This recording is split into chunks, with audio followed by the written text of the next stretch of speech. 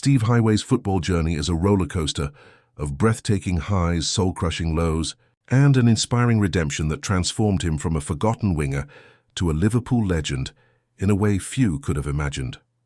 Born on November 25, 1947 in Dublin, Ireland, Heighway grew up in a working-class family where football was more than a game. It was a way of life. Kicking a ball around the streets of Dublin, he dreamed of glory, but his path to stardom was anything but conventional. While most aspiring footballers ditched school at 16 to chase professional contracts, Heighway took a road less travelled. He enrolled at the University of Warwick, studying economics and politics, and earned a 2.1 degree, a rarity in the rough-and-tumble world of 1960s football. His teammates later nicknamed him Big Bamber, after Bamber Gascoigne, the cerebral host of University Challenge, a quiz show that pitted university students in battles of intellect.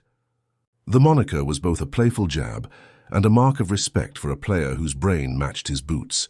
At 22, while his peers were either established pros or fading prospects, Heighway was still tearing up non-league pitches for Skelmersdale United, a semi-pro outfit in Lancashire. Most players his age were considered too old to break through, but Heighway's story was about to take a seismic turn, one that would propel him to Anfield's hallowed turf, only for a catastrophic collapse in America to threaten it all. In 1970, Liverpool's eagle-eyed scouts caught wind of Heighway's electrifying performances at Skelmersdale. Playing against part-timers on muddy pitches, he displayed a raw, unpolished brilliance, blistering pace, two-footed precision, and a knack for delivering crosses that begged to be finished. Bill Shankly, Liverpool's legendary manager, saw a diamond in the rough and signed him for a modest fee in 1970. Heighway didn't just join Liverpool's first team, he stormed it like a hurricane.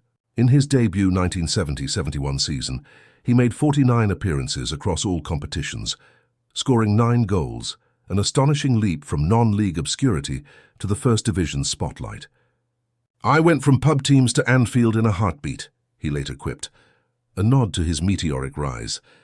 His debut came against Blackpool in August 1970, where he tormented defenders with his direct runs, earning a standing ovation from the Cup. That season, he scored a crucial goal in the FA Cup semi-final against Everton, a 2-1 win that sent Liverpool to Wembley. Though they lost the 1971 final to Arsenal, Heighway's fearless wing play announced him as a star. Few players in football history have made such a dramatic jump so seamlessly, a testament to his natural talent and relentless work ethic.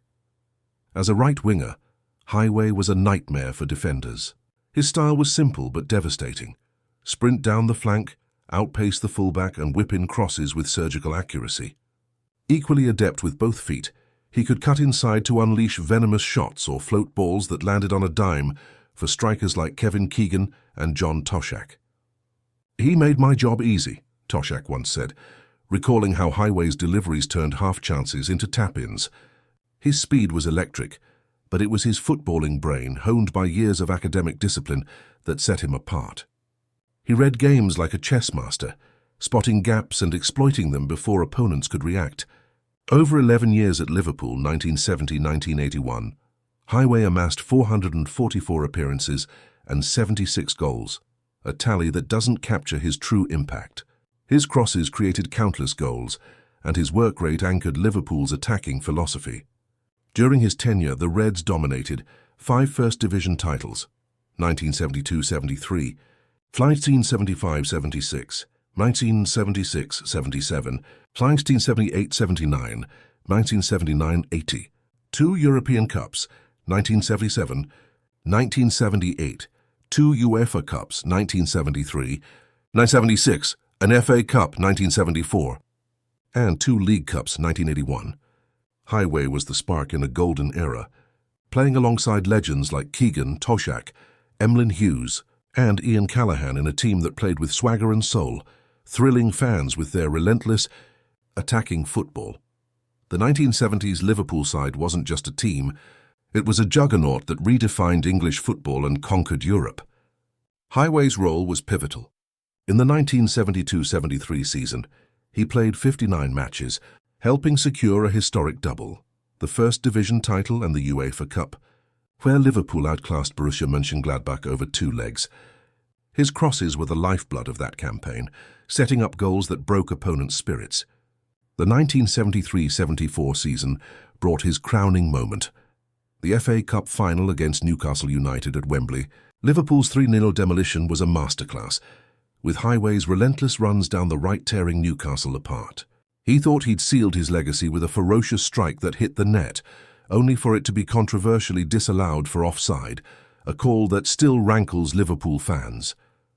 "I hit it so sweet I was sure it was my moment," Heighway later said, the sting of that decision lingering. Internationally, he shone for the Republic of Ireland, earning 50 caps and scoring 9 goals, including a historic equaliser against England in 1976 at Wembley, a 1-1 draw that sent Irish fans into raptures. His performances helped put Ireland on the map, during an era when they rarely competed with the world's elite.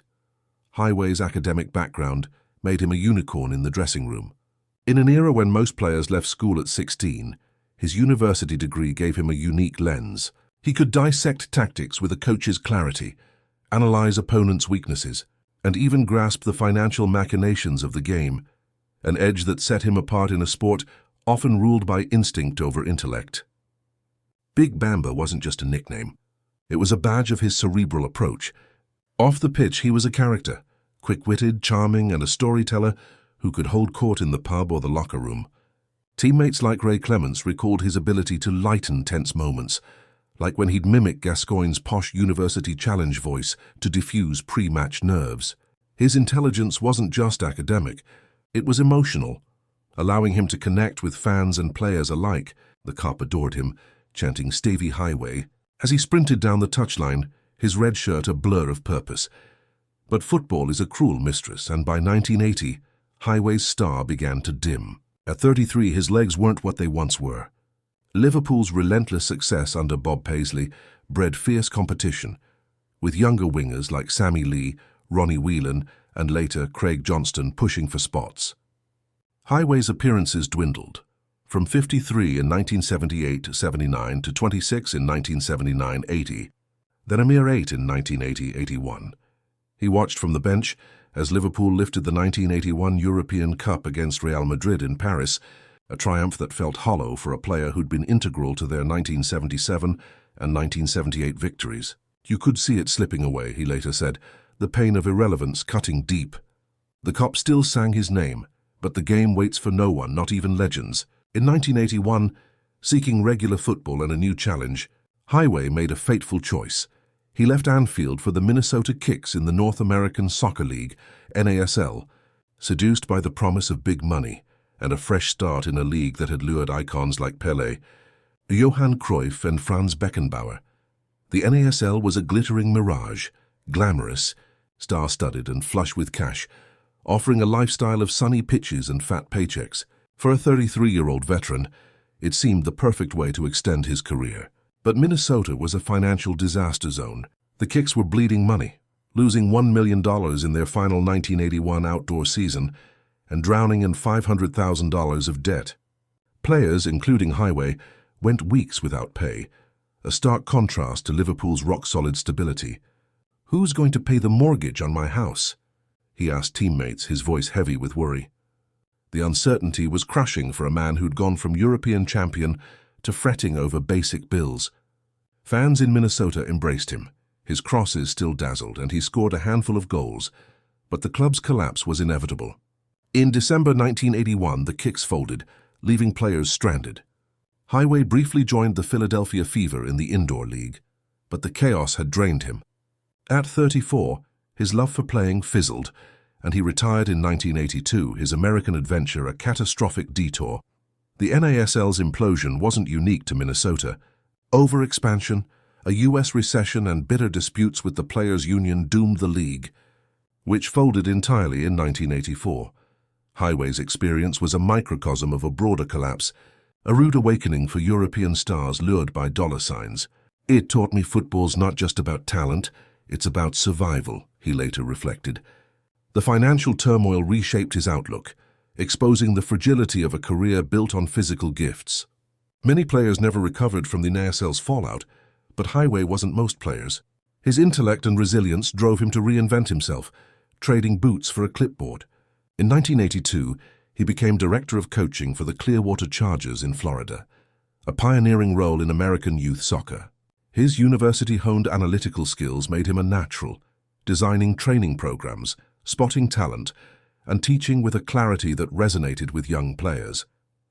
He approached coaching like an economist solving a problem, methodical yet passionate, building systems that turned raw kids into polished prospects. His success in Clearwater caught Liverpool's attention, and in 1989, they brought him home to head their youth academy. It was a perfect fit for a man who'd lived the game at its highest level and understood its demands. Over 18 years, 1989-2007, Heighway revolutionized Liverpool's youth setup, nurturing a golden generation: Steven Gerrard, Robbie Fowler, Jamie Carragher, Steve McManaman, and Michael Owen. These players didn't just succeed, they became legends, winning Champions Leagues, Premier Leagues, FA Cups, and representing England with distinction. "Steve saw something in me before I did," Gerrard said, crediting Heighway's mentorship for his rise from scrawny kid to Anfield icon. Heighway's eye for talent was uncanny. He'd watch a 15-year-old's first touch and predict their future. His sessions blended discipline with creativity, teaching players to think as well as play. "Football's a thinking man's game," he'd tell them, echoing his own cerebral approach. The irony is stark. Heighway's playing career ended in financial wreckage, but his coaching career became a masterclass in legacy building. His work at Liverpool's academy outshone his 444 appearances and 8 major trophies as a player. In 2015, Liverpool brought him back as a consultant, a testament to his enduring value. He finally retired in December 2022 at 75, leaving a youth system that remains the club's heartbeat. Heighway's story is a saga of contrasts. A non-league nobody who became a wing wizard, only to face a brutal fall in America's collapsing soccer dream. The NASL's financial chaos wasn't his fault, yet it exposed football's harsh truths. Glory is fleeting, and external forces can crush even the brightest stars. But Heighway's resilience, fueled by his big Bamber intellect, turned catastrophe into triumph. From setting up Keegan's goals to shaping Gerrard's destiny, he left an indelible mark. His journey from Dublin streets to Anfield's roar to American ruin and back is a testament to the power of reinvention. Heighway didn't just survive. His downfall, he soared above it, proving that true legends find a way to shine no matter the odds.